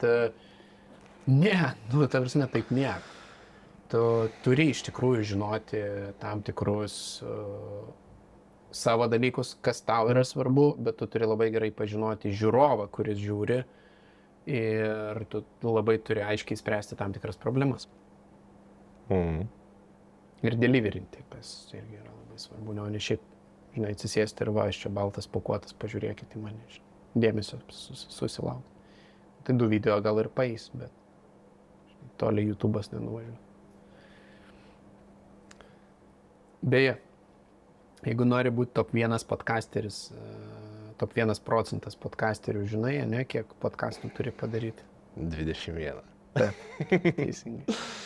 90% žmonių, kurie pradeda YouTube ir podcastus, nepraeina 99% nepraeina 21 podcasto ribos.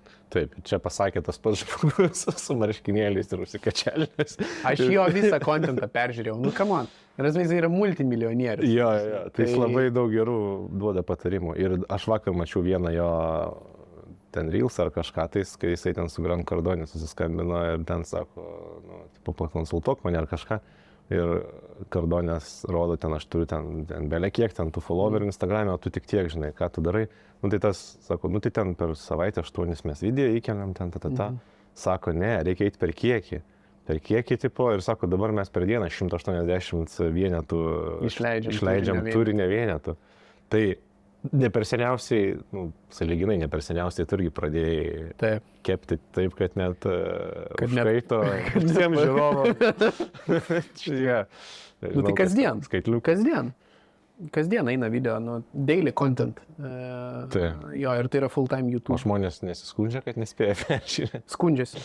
Bet tai yra ne mano problema. Bet tu atliepi daugiau žmonių poreikį tada per kiekį. Nes yra žmonių, kurie labai aiškiai žino, kad pirmadieniais išeina klausimų atsakymų sesijos ir jie laukia klausimų atsakymų sesijos, bet jie nelaukia investavimo idėjų, nes jie neturi šiai dienai likvidaus kapitalo, kad tiesiog tą pasižiūrėti. Jie žiūri bendrai. Yra žmonių, kas laukia investavimo idėjų, nes kaip tik turi kažkokį dalį kapitalo, kurį norėtų alokuoti kažkur į įdomesnę kažkokią investiciją. Jie pasižiūri idėjas, prisideda į watchlistus šitą dalį, stebi, analizuoja po to kartu, po kurio laiko. Ir tokiu būdu susikūrė ta bendruomenė, kurią mano galva, mano užduotis šiai dienai yra kurti bendruomenę, bet nedaryti YouTube video tuščiai į eterį kažkur, su idėja gal paeis. Ne, tai yra bendruomenės kūrimas su tam tikrom temom, su tam tikrų turinio modelių, kad ten pirmadienį tas, antradienį tas, trečiadienį tas, ketvirtadienį tas, penktadienis tas, šeštadienis, sekmadienis išeina. Tai gali būti, kad tu jau, gal nežinau, kad tu jau susidėliojęs tam tikrą, kaip minėjai, modelį savo viso kanalo. Ir kadangi tu jau turi 13 tūkstančių tų subscriberių, sakykime, aš norėčiau sakyti visą laiką, kad tavo yra didžiausias kanalas apie finansus, bet man atrodo, kad ne. Ne. Bet aš turiu kitą pasakymą, tai yra naudingiausias. Mano subjektyvi nuomonė, o mano nuomonė yra labai subjektyvi šitą klausimą. Oh well. Ne, jis tai yra naudingiausias, nes ten nėra, kaip čia pasakyti, ten nerasi popso, jo, tokių abstrakčių dalykų, kad tu turi investuoti, nes tai yra gerai. Investuoja ir tai yra gerai, o aš tai tiesiog sakau, kad reikia investuoti, bet pats tai neinvestuoji. Tai tavo išskirtinumas yra, kad tu visų pirma pats tą darai, tiek kaip konsultantą, o aš jų daug pažįstu, kad tu pats investuoji ir kad tu rodai viską kaip yra, savo portfelį net realiai ten. Aš viešai dalinuosi. Beveik 100 000, man atrodo, yra portfelis, kiek jis generuoja dividendų ir taip toliau. Ar tai yra viena iš jūsų paslapčių, kodėl jis toks sėkmingas youtuberis? Aš nepavadinčiau savęs sėkmingu youtuberiu, žinai. Kas liečia finansų temą, tai sakyčiau, Lietuvoje lubos yra apie 30 000, tai aš dar subscriberių. Tai aš dar tikrai turiu kur paaugti. Tu dar turi pasimti iš šitų draugų savo. Žinai, bet aš sakyčiau labiau ne subscriberių quantity, bet quality. Nes jeigu aš pasižiūriu į kitų kanalų metrikas ir aš pažiūriu, kad įkelia kanalas, kuriame yra virš 20 000 followerių, video ir jisai per dieną surenka 500 peržiūrų, aš įkeliu su 2,5 karto mažesniu kanalu ir jisai surenka štuką 2 peržiūrų. Tai, žinai, akivaizdu, kur yra, kaip tu sakai, kokybė, tas quality. Ir bendruomenės efektas. Ir bendruomenės efektas. Nes į bendruomenę tai dar reikia darbo įdėti. Taip. Tai kodėl aš galbūt, kaip tu sakai, esu pakankamai sėkmingas, nes pirmas dalykas man tai yra svarbu. Tikrai. Ta prasme, man svarbu, kad žmonės, kurie mane seka, turėtų geresnį, kokybiškesnį gyvenimą užtikrintą orę senatvę ir prisimtų atsakomybę už visus savo veiksmus. Ir per krizę nešūkautų, kad šūdas neturiu pinigų, investavimas yra blogai, o iš tikrųjų būtų pasiruošę ir turėtų tuos opportunity krepšelius netgi, kurios galėtų sulesti ir pasinaudojus vieną kitą krizę, tiesiog, tapti finansiškai nepriklausomi bent jau, arba finansiškai laisvi, jeigu pakankamą kapitalą suinvestuos. Tai šitoje vietoje aš kuriu žmonėm galimybės, o ar pasinaudos ar ne, tai yra jų atsakomybė. Kita dalis, tai kad kai aš sėdėjau ir galvojau, kad aš nekonsultuosiu ir ką aš darysiu toliau gyvenime, ką aš norėčiau daryti, nes pinigų užteko. Čia yra tas retas atvejis, ne, kai tu supranti, kad, pinigų užtenka, what's next, mane užsidirbu, viskas gerai. Iki gyvenimo galo aš esu saugus, žinai, kad ir kas benutiktų. Tai ką aš noriu daryti, jeigu manęs taip stipriai neribotų pinigai? Kaip atrodytų ten mano diena, ką aš daryčiau iš veiklų, kurios man teikia malonumą, tas ikigai, ne? Kurios man patinka, kurios yra naudingos visuomeniai, kur yra prasmė, kas yra labai svarbu. Ir dar vienas dalykas, tai aš sėdėjau, man tai buvo YouTube'as. Tai yra tiesiog, man nesvarbu, ar man mokės už tai, ar nemokės, ar ten, žinai, bus sponsorshipų, ar nebus sponsorshipų. Dalampački, man yra vienodai šviečiantis dalykas, aš toliau darysiu tą patį YouTube. Ir toliau jį kažkokiu tai būdu monetizuosiu, žinai, ateityje. Kokiu nežinau. Bet idėja daryti YouTube'ą ir buvo tas esminis momentas, kada pas mane labai stipriai nuo, man atrodo, 7-8 tūkstančių ir iki 11 šovė labai stipriai, ten greitai subscriberiai. Nes tiesiog tai yra tai, kas man patinka, tai yra tai, kas man svarbu, tai yra tai, kas turi prasmę ir tai yra tai, kas man po šiai dienai neša pinigus, dėl kurių tikrai nesiskundžiu, žinai. O jeigu aš dabar norėčiau YouTube'ą pradėti daryti, ar galėtų man sudėlioti, nežinau, kaip žingsnius, šabloną, bet ne tai, kad pabandyti, bet, gerai gyventi, kaip tu. Jo, žinai, kas dažniausiai užsimuša su lėktuvais? Nežinau. Pilotai bandytojai. Tai va. Tai aš siūlyčiau nebandyti, jeigu jau taip, žinai, yra, o tiesiog nusiteikti, kad pirmus metus nebus visiškai jokio rezultato ir antrus metus tikriausiai jis pasirodys. Pirmas dalykas, ką norėčiau, sakykime, tokiam žmogui pasakyti, tai kad 2 metai consistently, disciplinuotai, nesvarbu ar pasaulis griūna ar ne, ar tavo gyvenimas ar sveikata griūna, vienas video per savaitę turi išeiti, kaip minimum. Tai va, 24 mėnesiai, tai yra 104 savaitės, tai yra 104 video per 2 metus, žūtbūt, nežinau, nebent žemėje neliktų žmogus. Bet jeigu nusprendai daryti YouTube'ą, 104 video per 2 metus turi išeiti. Čia yra pirmas taskas. Toliau, į ką aš daryčiau šiandienai, tai yra jeigu, kaip rasti temas turiniui, tai yra tas pats, kas edukuoti save prieš 3-4 metus. Tai reiškia daryti turinį tokiam žmogui kaip tu, kuris buvo prieš 3-4 metus. Nes dažniausiai tu prisimeni tuos klausimus, tu praėjai per tai, tu praktiškai tuos žingsnius padarai, tu tai įveikiai, tu turi patirties, tu turi istorijų, tu gali tuo pasidalinti. Ir natūralu, kad žmonės, kurie tave stebi, eina per tą procesą. Tokiu būdu tu gali per tuos 2 metus padaryti realiai ir esamų sekėjų auditoriją, kuri nuolat grįž pas tave dėl to, kad jie matys progresą ir tai, kad tu sakai, iš tikrųjų veikia ir jie eis su tavim ir jie turės kartu su tavim tą 2 metų nueitą kelią. Ir gausis evergreen turinys, kuris visada aktualus tokiems žmonėms, kurie norėtų pradėti, kurie kažkada tai buvo 3-4 metai atgal tavimi. Bet tu jau būsi, sakykime, 6 metais į priekį, 8 metais į priekį. Tai va, bet jie nuo ten pradės eiti daryti žingsnius ir ateis pas tave, iki tavo etapo, daug greičiau.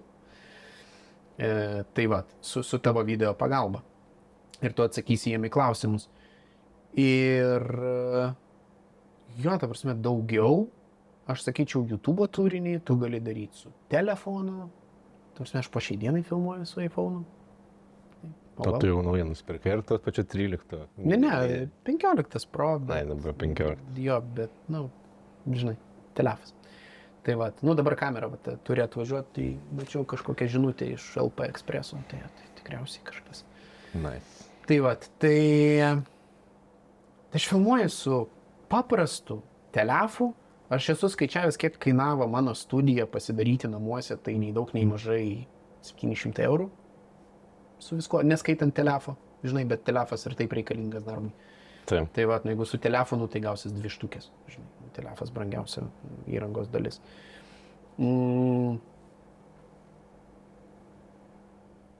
Tai kainuoja, žodžiu, šiek tiek kainuoja, bet klausimas, kiek tau uždirbo pinigų YouTube'as?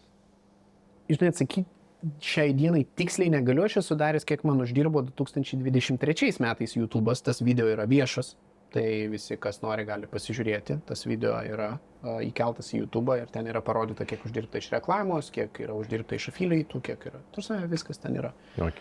Tai ten yra iki 100 000, kažkas tokio. Šiais metais, pagal mano skaičiavimą, aš tą skaičių jau viršijau, kiek uždirbo 2023, tada. Tai ir tai yra 6-ženklė suma. O toliau, jūsų fantazija gali skaičiuoti, žinai, svetimus pinigus, bet idėja yra ta, kad aš jau pradėjau nekreipti į tai dėmesio, nes aš žinau, kad YouTube'as man atneša pakankamai gerus rezultatus, kurie viršyje bet kokius Lietuvos vidurkius pajamų. Ta prasme, tu įeini į top 1, top 2 procentus tikriausiai labiausiai apmokamų žmonių Lietuvoje šiai dienai. Tai va. Ok, savo skaičius žinai maždaug, ne? Ja. O gal tu įsivaizduoji, kiek kitiem žmonėm padėjai sugeneruoti per investicijas ir panašiai? Ja.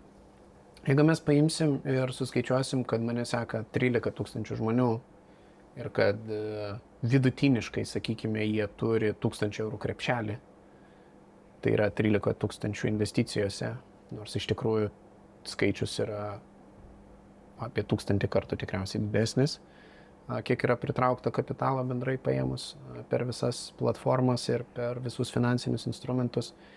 Tai aš drįsčiau teigti, kad per ateinantį 10-metį, jeigu jie išlauks krizę, pralauks krizę, neišsiparduos ir dar pasinaudos ją, žmonėm aš būsiu sukūręs vertės už ne ką mažiau negu kokius 50-70 milijonų, o gal net ir iki 100 milijonų vertės. Jeigu jie iš tikrųjų tą kapitalą, kurį įdarbins ilgam, tai yra 10 kaip minimum metų, ir aš tokiais pat tempais, tas kapitalas didės, tai pas juos. Bet aš žinau žmonės, kurie pradėjo investuoti, kurie pradėjo nuo visiškai nulių. Vieną prisimenu pilietį, neminėsiu vardą pavardės, bet mes su juo pradėjom dirbti kaip su klientu, tai 2020 metų balandį buvo vienas iš mano pirmųjų klientų. Jo kapitalas šiai dienai yra 6-ženklis, o kai mes susipažinom, tai jisai uždirbo 1200 eurų į rankas. Tai 4,5 metai praėję, virš 100 štukių investicijose, šeima, vaiko laukiasi, būstas, automobiliai, antra pusė beveik nedirba. Tai, vien dėl šito žmogaus, žinai, buvo verta daryti. Nice. Šiaip nice. Tai va. Rezultatai. Tai, jo. Neminėsim vardų pavardžių, bet jeigu tu žiūri šitą video, tai labai gerai. Tai spausk like ir prenumeruok kanalą. Jo, gali pakomentuoti, žinai, kad čia apie mane buvo. Ja, prisiduok iš karto, parašysim istoriją savo. Ok. Kokius klausimus tau dažniausiai užduoda tavo auditorija? Tiksliau vieną kokį dažniausiai užduoda. Turiu pinigų sumą, ar galėtum padėti, ten kažką su ją padaryti. Ir ką tu atsakai? Atsakau, kad visas turinys yra viešas ir aš nekonsultuoju. Pas mane patekti ten galima pasikalbėti, žinai, man turi būti įdomu. Ir su žmogum susipažinti su to, ką jisai veikia. Ir tas kapitalas turi būti įdomesnis. Tai, žinai, irgi būtų gerai, kad būtų bent jau 6 skaičiukai. Ir viskas nukreipiu tiesiog į viešą savo turinį. Nusiunčiu playlistą, esu specialiai padaręs playlistą pagal žmonių klausimus, tai kaip pradėti investuoti, portfeliai nuo 1000 iki 30 000, kur, žinai, investuoti ir panašiai. Tai visas turinys yra viešas, visas turinys yra nemokamas ir vėlgi iš to pačio Hormozio, kuris sako, jeigu tau nekyla baimė, kad tu atiduodi per daug nemokamai, tai vadinasi neatiduodi pakankamai. Tai šitoj vietoj aš atiduodu viską, ką galiu nemokamai ir tai, kad su manim nori ateiti ir pasikalbėti už 200 plus PVM už valandą, tiesiog apie investavimą, nes žmogui reikia užsitvirtinti, kad aš viską darau gerai, mes tiesiog susitinkam, pasikalbam. Tai nėra kažkoks konsultavimas, bet tiesiog pasikalbam, ką gali daryti gerai, ką gali daryti geriau, kur galbūt nedaryti, kur aš nedaryčiau, tarkime, jeigu būčiau jo vietoje. Pasižiūrim kitų kampų per rizikų prizmę, žinai, šitos dalykus. Ir tada pasikalbam, kaip galėtų būti, bet finale, žinai, žmogus tiesiog išeina su idėja, kaip po coachingo ir po pokalbio, kad žiūrėk, tai čia yra mano silpnos vietos, čia yra mano stipriosios vietos ir ar aš čia noriu spręsti, ar nenoriu spręsti, tai yra, žinai, žmogaus atsakomybė. Tai va, tai ar jis tą gali padaryti visiškai nemokamai žiūrėdamas mano YouTube'ą? Taip. Žinai, klausimas, kodėl nenori? Tikriausiai dėl to, kad kai tu susimoki, tu jauti, gerokai didesnį tą, žinai, įtaką ir tu tikrai padarysi, kad atsipirktų pinigai. Tai verslininkai tą supranta, paprasti žmonės ne. Tai va, ir, žinai, klausimas, žmogui atrodo, kad, pavyzdžiui, ten 5000, 7000 yra daug. Tai nėra mažai. Taip. Bet kalbant apie 7000 investavime, jeigu mes investuosim 7000, tai mes per metus turime tikėtis uždirbti tarp 700 ir 1000 pinigų plus minus tvariai. Tai reiškia, kad tikėtina tai bus žmogaus atlyginimas per metus. Bet jis tikisi uždirbti, žinai, kaip iš samdomo darbo, nežinai, ir aš čia tuo investuosiu 7 štukes ir mesiu darbą. Taip nebūna. Tai dėl tos priežasties aš tiesiog juos nukreipiu į ilgalaikį investavimo video, tvaraus investavimo video, tegul jie pasižiūri ir čia lygiai taip pat kaip su komandos atranka. Jeigu tu nukreipi žmogų, duodi namų darbų ir sakai, pasižiūrėk šitą playlistą ir jeigu tau kils klausimų, žinai, sugrįžk pas mane arba pakomentuok po video ir per klausimų atsakymų sesiją aš atsakysiu ir tu matai, kad jis tą padarė, valio, tu gali su juo dirbti, net jeigu jis turi ir mažesnį kapitalą, nes tu matai, kad jis padarys tai, ką jūs tarėtės. Jeigu jisai čia, žinai, rinkos turistas, kuris šiaip vaikšto po rinką ir kas čia ką pasiūlys, žinai, geriau, tai su rinkos turistais man neįdomu. Tarsi, yra viešas turinys, yra pilna kanalų, yra šiai dienai pilna edukacijos, žinai. Pavaikščiok po rinką, pasižiūrėk, kas pasiūlys. Tai va, tai va tokie klausimai dažniausiai būna ir tokie atsakymai iš manęs. Ok. Ar gali užduoti klausimą kitam žmogui, kuris ateis čionais? Galiu. Bet tu nežinai, koks jisai bus ir aš nežinau. Jo. Koks įvykis gyvenime privertė daryti tai, ką darai šiandien ir tikėtina, jeigu sėdi šitoje kėdėje, darai labai gerai. Tai koks įvykis gyvenime privertė daryti tai, ką darai šiai dienai ir kad tu esi tos srities profesionalas. Man tas įdomiausia būtų. Ką žmogus turėjo praeiti, žinai, ir koks įvykis nulėmė. Tai atsakymą į Aleksandro klausimą galit pažiūrėti kitam video. Ir ačiū Aleksandrai, kad apsilankėjai. Ačiū tau, kad pakvietei. Kas ieškos Aleksandro, tai galite surasti description'e jo nuorodas į jo profilius YouTube. Rekomenduoju pasižiūrėti ir beveik garantuoju, galimai mano nuomonė, kad praturtėsit.